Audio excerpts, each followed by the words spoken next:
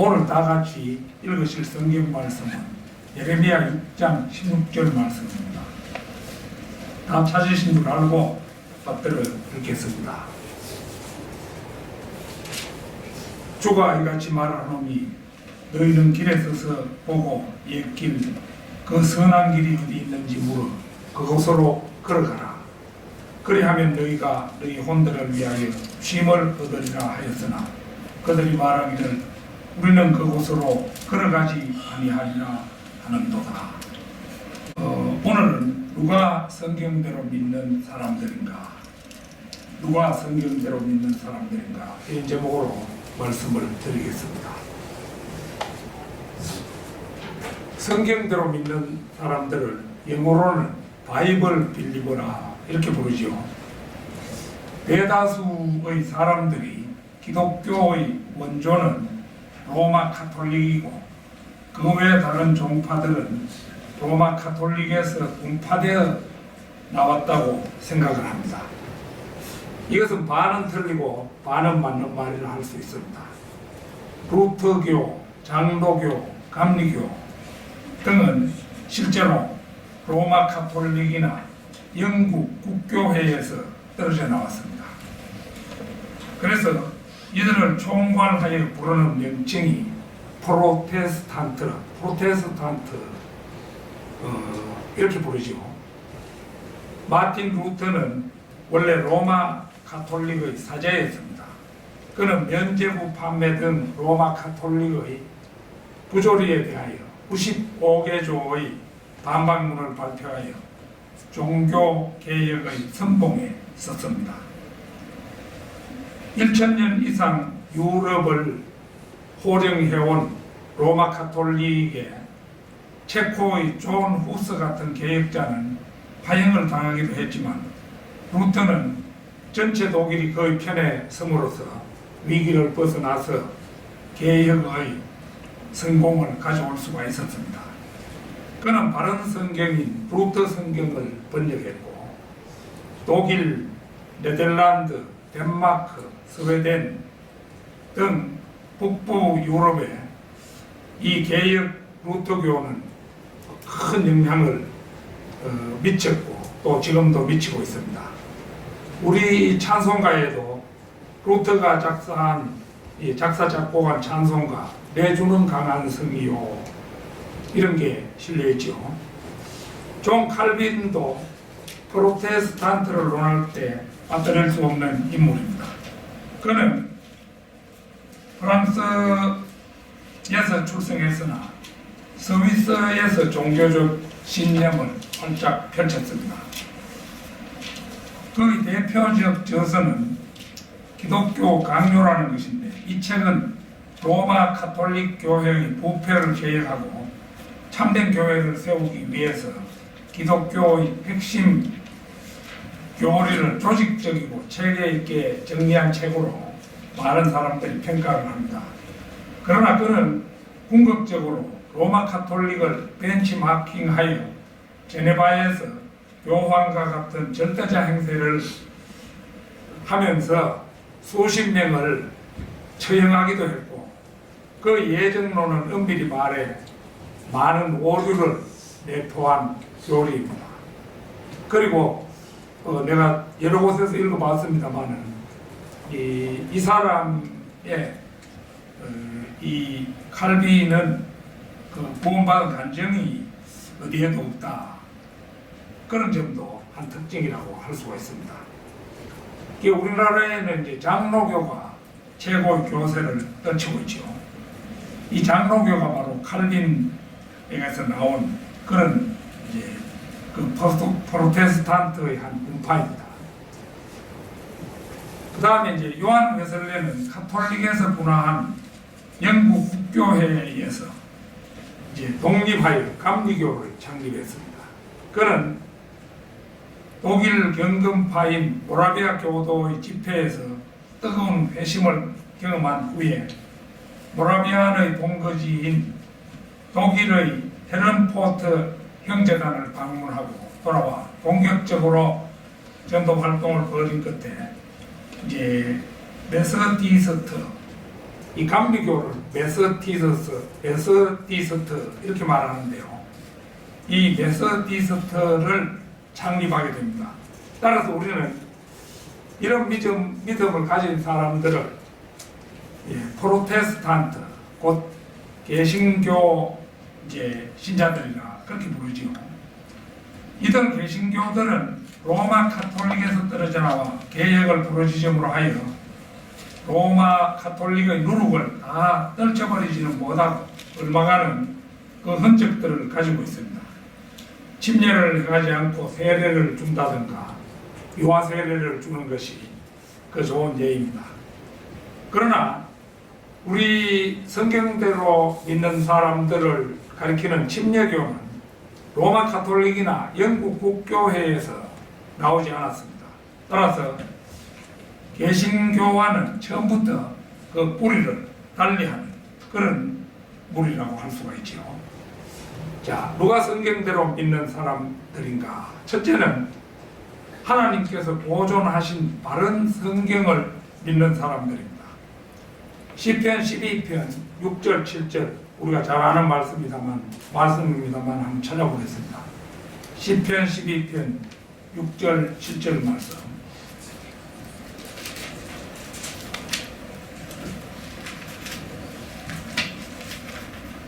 주의 말씀은 순수한 말씀들이라 흑도가니에서 단련되어 7번 정화된 은 같도다. 오 주여, 주께서 이 말씀들을 간수하시리니 주께서 이 세대로부터 영원토록 그것들을 보존하시리이다. 하나님의 말씀은 흑도가니에서 단련된 은처럼 순수한 말씀들입니다. 전능하신 그분께서 자신의 말씀들을 보존하신다면 이 세상 어딘가에 그분이 보존하신 말씀들이 간직되어 있을 것은 자명합니다. 그러나 나 자신의 그 지난날을 돌이켜볼 때 주일학교 시절부터 예배당에 다녔고 또 우리 고모님들이 신구약 성경을 가지고 있었는데도 그것이 바른 성경인지 혹은 변개된 성경인지 한 번도 생각해 본 일이 없었다는 사실은 나 자신이 생각해도 이해하기 힘든 일입니다. 그런데 사실은 이제 1994년에야 비로소 우리나라의 바른 성경이 번역되었다는 사실을 상기해 볼 때 그럴 수밖에 없었다는 생각이 들었습니다. 바른 성경이 전무한 가운데 틀린 성경만 있었으니 비교조차 할 수 없는 형편이었기 때문입니다. 그러다가 2005년 어느 겨울날 동아일보에 게재된 바른 성경에 대한 광고를 접한 것은 행운이었습니다. 광고 가운데 바른 성경과 개역 성경의 틀린 그 절들을 비교해 놓은 것을 살펴보는데 맨 먼저 눈에 들어온 부분이 욥기 19장 26절이었습니다. 한번 같이 찾아볼까요? 욥기 19장 26절.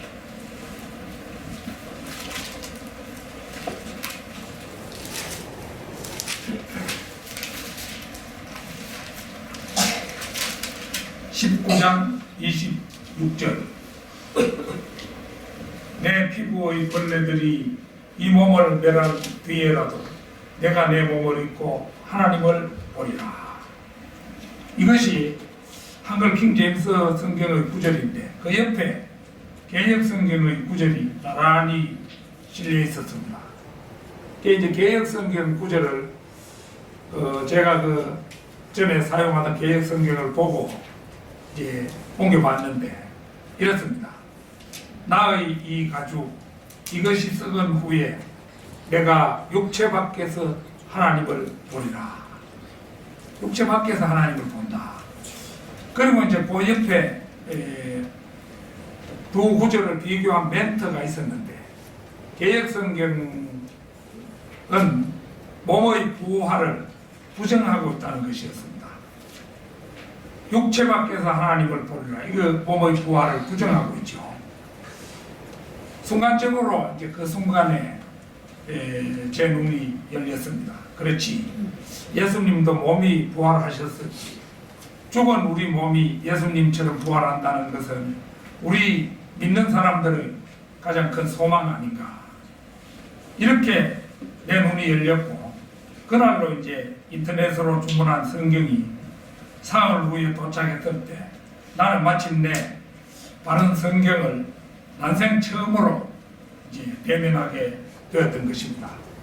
나중에 알 일이지만 아무나 그렇게 영적 눈을 뜨는 것이 아니라는 사람이 얼마나 고마워했는지 모릅니다. 그렇구나.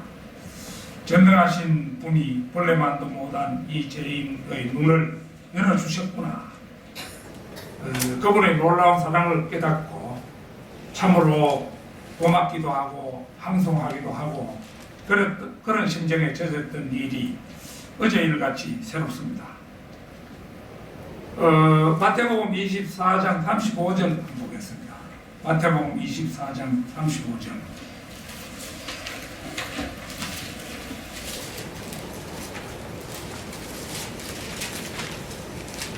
(24장 35절) 하늘과 땅은 없어져도 내 말들은 결코 없어지지 아니하리라.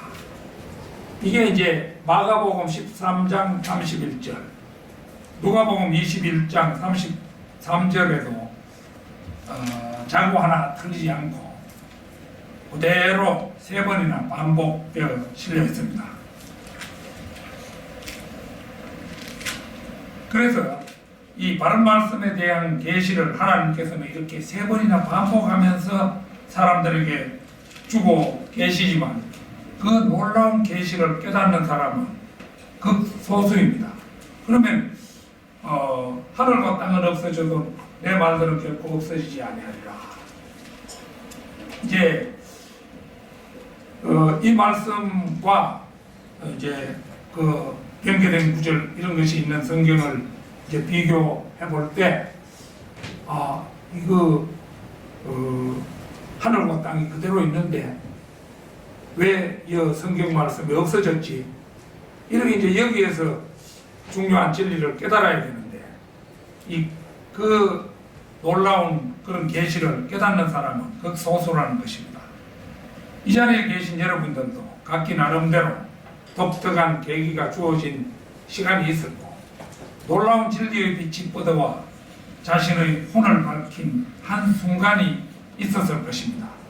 그리고 여러분들은 하나님의 아들들이 되고 성경대로 믿는 사람들의 대열에 합류하게 되었을 것입니다. 누가 성경대로 믿는 사람인가? 둘째는 예수 그리스도께서 창시하시고 사도 바울이 14권의 신약 성경으로 집대성한 교리를 곧이곧대로 믿고 따르는 사람들입니다. 히브리서 12장 2절을 찾겠습니다. 히브리서 12장 2절입니다.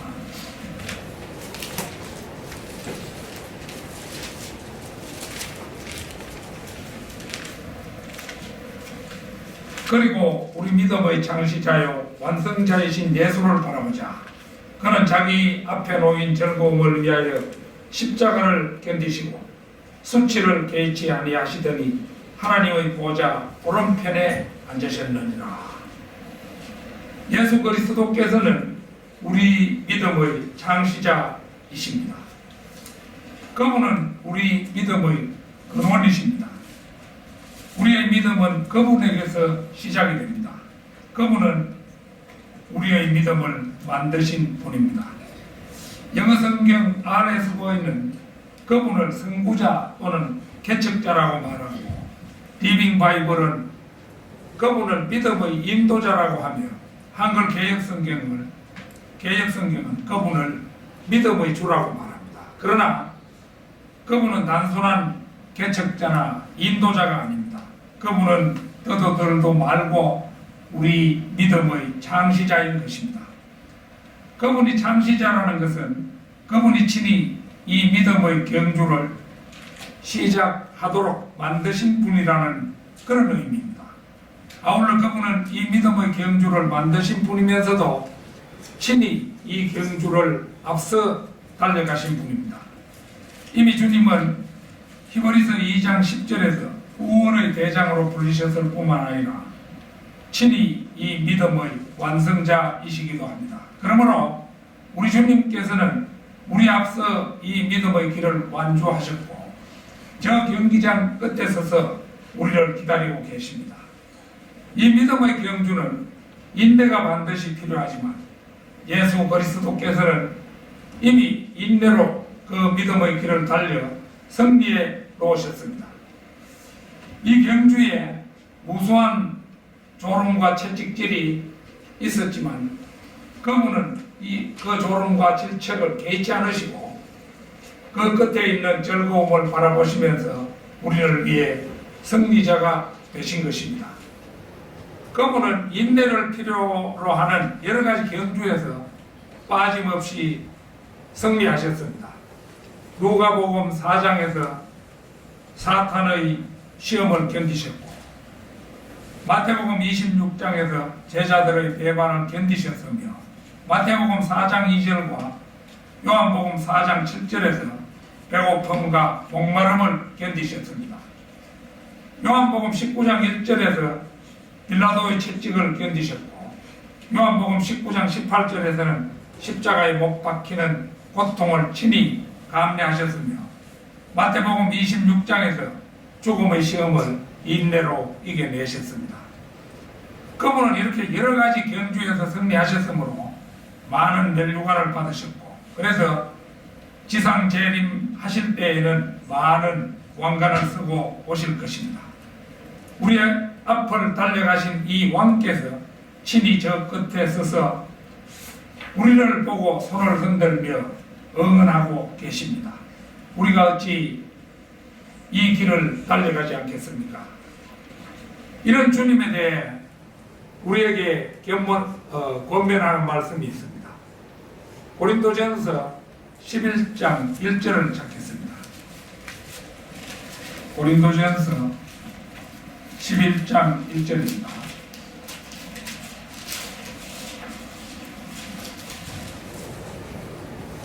내가 그리스도를 따르는 것처럼 너희는 나를 따르는 자가 되라. 바울은 우리에게 아무나 따르라고 말하지 않고 우리가 따를 만한 자격이 있는 사람을 특별히 추천합니다. 우리가 따라야 할 사람은 누구니 해도 그리스도를 따르는 사람이어야 합니다. 그런 점에서 바울이야말로 우리가 따라기에 가장 훌륭한 본보기가 아닐 수 없습니다. 무엇보다도 바울은 죄로 말미암아 죽은 사람의 혼을 그리스도께로 인도하여 영원한 생명으로 거듭나게 하는 일을 가장 모범적으로 실천한 사람이기 때문입니다. 그리스도를 따르는 사람이란 죄인들로 하여금 예수 그리스도를 영접하고 영생을 얻도록 해주는 사람입니다. 이런 사람이야말로 진짜 성경대로 믿는 사람이 아닐 수 없습니다.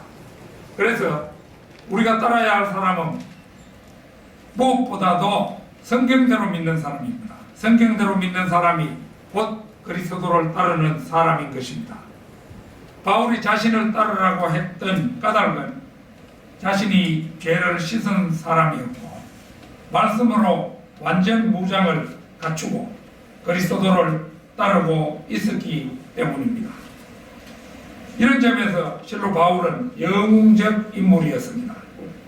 세상에는 이처럼 죄를 씻고 말씀으로 무장한 채 주님을 따른 훌륭한 사람들이 적지 않습니다. 밥 존스 시니어, 피터 크만 이런 분들이 바로 그분들인 것입니다.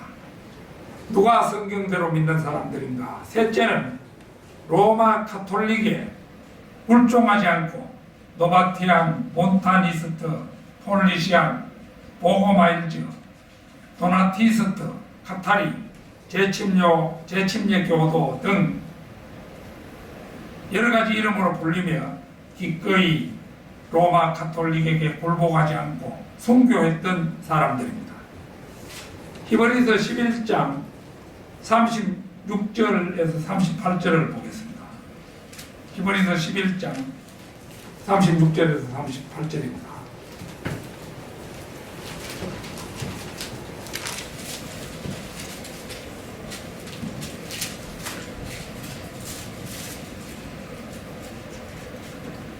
또 어떤 사람들은 잔혹한 조롱과 채찍질의 시련도 받았고 더욱이 결박당하고 감옥에도 갇혔으며 돌로 맞고 톱으로 캐지고 시험을 당하고 칼로 살해되었으며 양의 가죽과 염소의 가죽을 쓴 채 유리함에 궁핍과 고난과 학대를 당했느니라.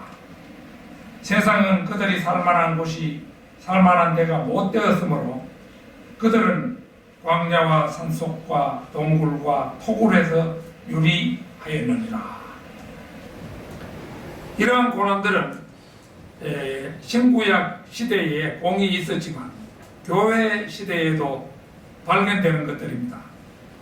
히브리서는 AD 1세기에 기록되었으나 과거 시제를 취하고 있는 것은 히브리서가 교회 시대 끝에서 환란 시기에 적용되는 책이라는 점에 비추어 보면 별 무리는 없습니다. 로마 가톨릭이 예수님께서 제자들에게 이양했던 사도의 권세를 탐내어 로마의 간직도 없는 베드로를 초대 교황으로 삼아 사도들의 영적 권위를 탈취하고 이 영적 권위를 세상 권위로, 그러니까 세상 권세로 둔갑시키는 데 성공했습니다. 이는 실제로는 아담에게서 마귀에게 넘어간 세상 권세를 마귀로부터 이양받은 것을 사도의 우두머리인 베드로로부터 이양받은 것처럼 꾸미는 데 성공했고, 그들은 이 권세를 등에 업고 중세 암흑시대를 연출했습니다. 이 시기에 로마 가톨릭의 불의의 믿음 하나로 저항하다가 순교한 사람들은 우리의 상상을 훨씬 초월합니다. 이러한 끔찍한 순교 역사는 이 폭스의 순교사라는 책에 자세히 기록되었는데요. 특별히 이 책은 로마 제국과 중세시대라는 기간을 중점적으로 다루고 있습니다. 로마 제국의 폭군 네로에 의한 박해를 필두로 총 10차례의 박해가 있었고, 우리가 고등학교 때인가 국어 교과서에 마르쿠스 아우렐리우스의 명상록이라 이런 유명한 글이 있었어요. 근데 이 마르쿠스 아우렐리우스 이 사람이 로마 황제예요. 근데 이 사람이 성경대로 믿는 사람들을 제일 많이 학살했던 그 사람이에요.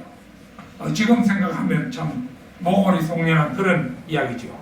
그게 이제 명상록이라 이래가지고 한국 고등학생들의 교과서에 있었던 것입니다. 그래서 총 10차례의 박해가 이제 로마 제국으로부터 있었고요. 그 다음에 중세 암흑기에도 교황들이 저지른 박해도 시대마다 지역별로 지속적으로 행해졌습니다. 보헤미아, 독일, 네덜란드, 아일랜드, 스코틀랜드 등에서 광범위하게 아주 박해가 있었습니다. 그리고 그 모든 순교자를 합산하면 무려 5,400만원이 된다는 사실은 놀랍기 짝이 없어서 입이 다물어지지 않습니다. 영국에도 유명한 여왕이 있었죠. 피어의 메리라 이래가지고 성경대로 믿는 사람들을 무수히 죽였던 그런 악한 여왕이 있었습니다. 고린도후서 11장 23절에서 27절 한번 보겠습니다. 고린도후서 11장 23절에서 27절입니다.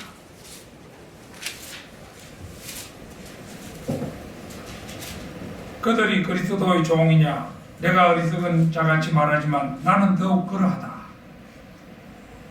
내가 더 많이 수고하였고 매도 헤아릴 수 없이 맞았고 더 빈번히 감옥에 갇혔고 죽을 고비를 여러 번 당하였으니 유대인들로부터 40에 하나 뺀 매를 5번이나 맞았고 3번 몽둥이로 맞았으며 한 번은 돌로 맞았고 이 돌로 맞았던 게 이게 루스트라에서 돌로 맞아가지고 바울이 사실은 죽었었습니다. 그래가지고 들판에 버려졌잖아요.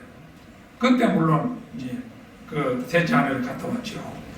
3번 파선을 당하였는데 하룻밤과 낮을 깊은 바다에서 보냈으며 여러분 여행하는 중에 강의 위험과 강도의 위험과 동족으로부터의 위험과 이방인들로부터의 위험과 성읍에서의 위험과 광야에서의 위험과 바다에서의 위험과 거짓 형제들 가운데서의 위험을 당하였으며 수고하고 했으며 자주 깨어있고 배고프며 목마르고 자주 금식하며 춥고 헐벗었노라.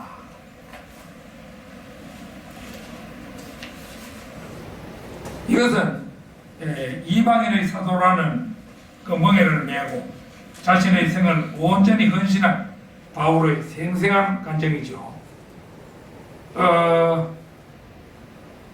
이제 그 오전 성경 공부에서도 잠시 우리가 들었습니다만은 바울은 그 돌에 맞아서 셋째 하늘까지 갔다 왔던 그런 하나님의 사람이었어요.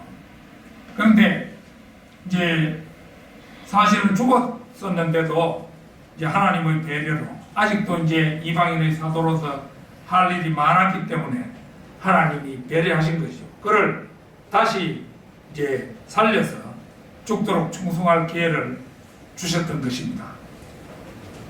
그래서 실로 입이 다물어지지 않는 그의 사역의 역정은 우리로 하여금 놀라움을 금할 수가 없게 합니다. 앞서 언급했던 로바티안, 몬타니스트, 폴리시안, 보고마일즈, 도나티스트, 카타리, 제침리의 교도 등에게 사도 바울은 성경대로 믿는 사람들의 원조로서 실로 생생한 모범이요 거울 역할을 했던 것입니다. 이 성경대로 믿는 사람들 이거 기억을 우리가 잘 해야 되겠습니다. 로바티안, 몬타니스트, 폴리시안, 보고마일즈, 도나티스트, 카타리, 제침례 교도 이 사람들이 이제 바울의 너희는 같더라 그 말씀대로 바울의 뒤를 따라갔던 그런 성경대로 믿는 사람들이었죠. 누가 성경대로 믿는 사람들인가? 넷째는 교회의 의식으로 세례가 아닌 침례를 행하는 사람들입니다. 마태복음 3장 13절에서 16절을 보겠습니다. 마태복음 3장 13절에서 16절입니다.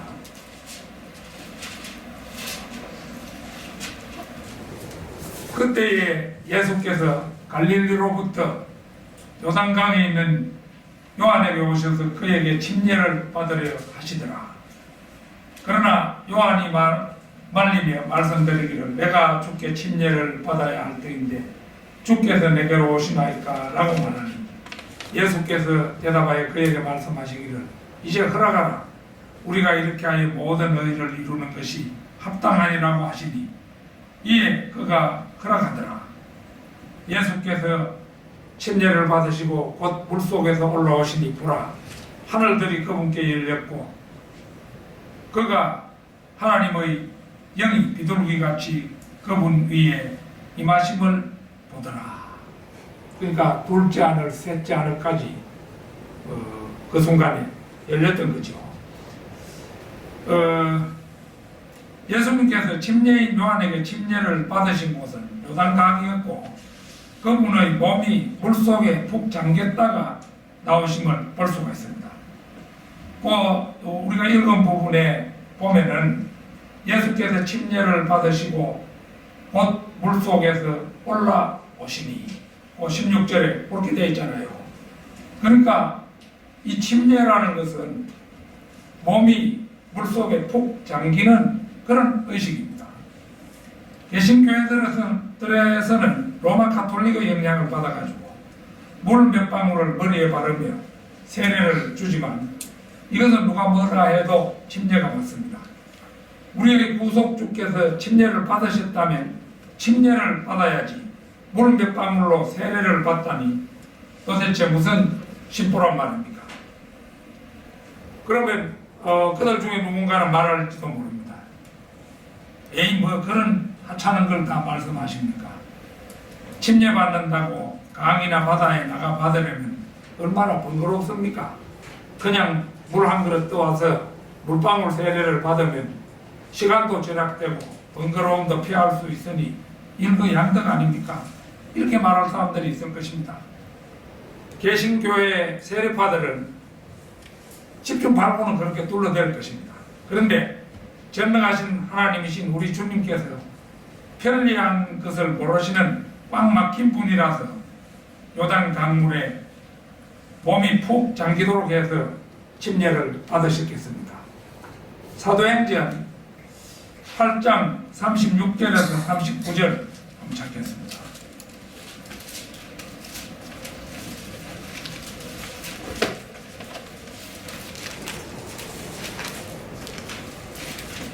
사도행전 8장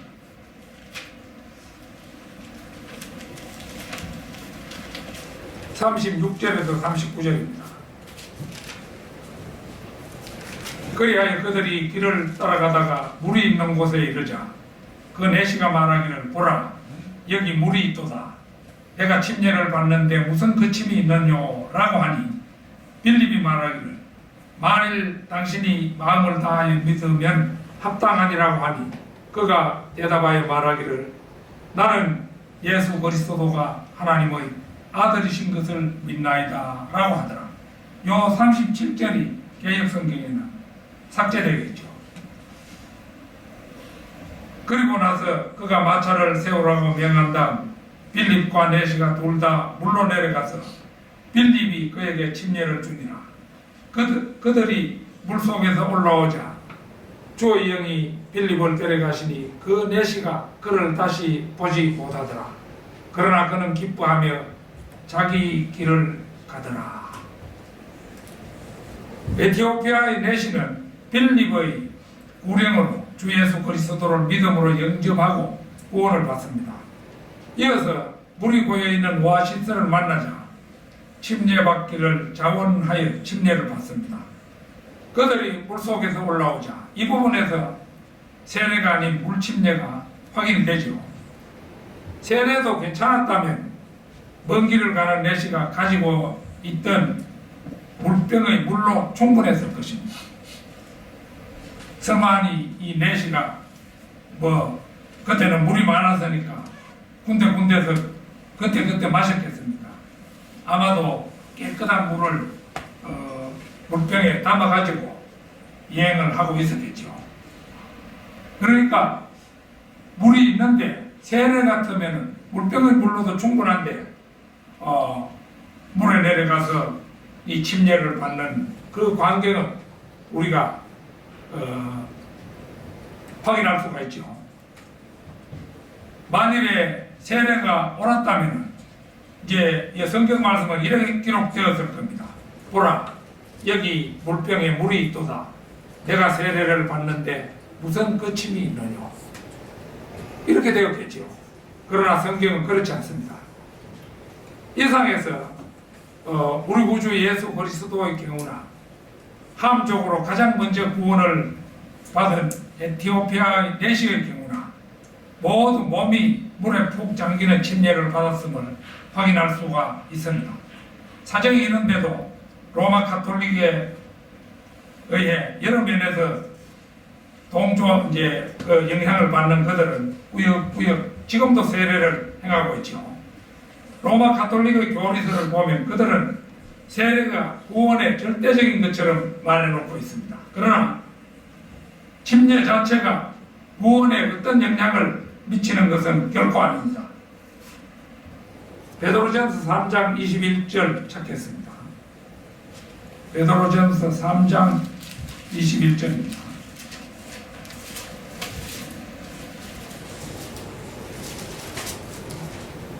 물은 예수 그리스도의 부활하심으로 인하여 이제 우리를 구원하는 보형이니 곧 침례라.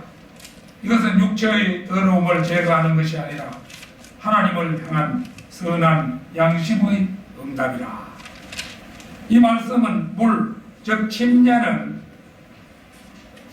예수 그리스도의 부활하심으로 인하여 우리를 구원하는 모형에 불과할 뿐이고 결코 육체의 더러움을 제거하는 것이 아니며 물침례가 아닌 다른 방식, 즉 믿음으로 말미암아 하나님의 은혜로 이미 받은 구원에 대하여 하나님을 향한 선한 양심의 응답이 곧 침례입니다. 침례가 육체의 더러움을 제거하는 것이 아니라 이렇게 단언할진데 이것이 어떻게 죄인들을 구원할 수 있단 말입니까?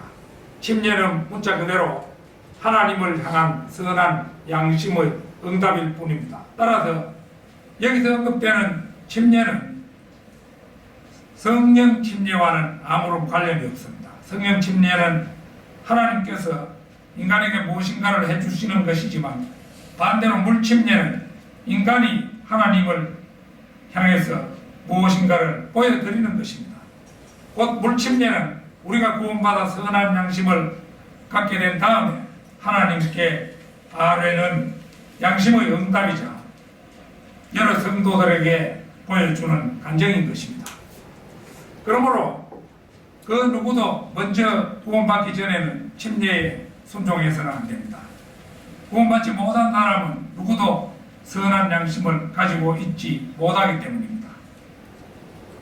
에티오피아 내시의 경우도 나는 예수 그리스도가 하나님의 아들이신 것을 믿나이다. 고백 내지 이 절실한 간증을 듣고 빌립이 그에게 침례를 주는 것을 우리가 확인했습니다.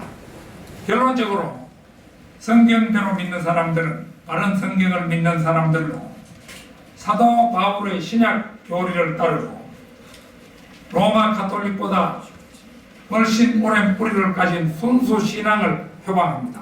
아울러 세례가 아닌 침례와 기념설에 근거한 주의 만찬을 교회 의식으로 행하는 바른 믿음의 원조격에 해당하는 교회입니다. 오늘 본문 말씀이 말하고 있죠. 주가 이같이 말하노니 너희는 길에 서서 보고 옛길 그 선한 길이 어디 있는지 물어 그곳으로 걸어가라. 이 말씀 그대로 우리 성경대로 믿는 사람들은 옛길 그 선한 길을 걸어가는 사람들입니다. 우리 믿음의 창시자인 예수 그리스도와 사도 바울의 바른 믿음을 고수해온 침례교 성도들이지 결코 루터교, 장로교, 감리교 등의 프로테스탄트가 아닌 것입니다. 누군가가 우리를 향해 우리의 신앙 노선을 물어올 때 정확하게 답해주고 그들을 믿음의 바른 길로 인도하는 성도 여러분이 되시기를 진심으로 바랍니다. 다 같이 기도드리겠습니다.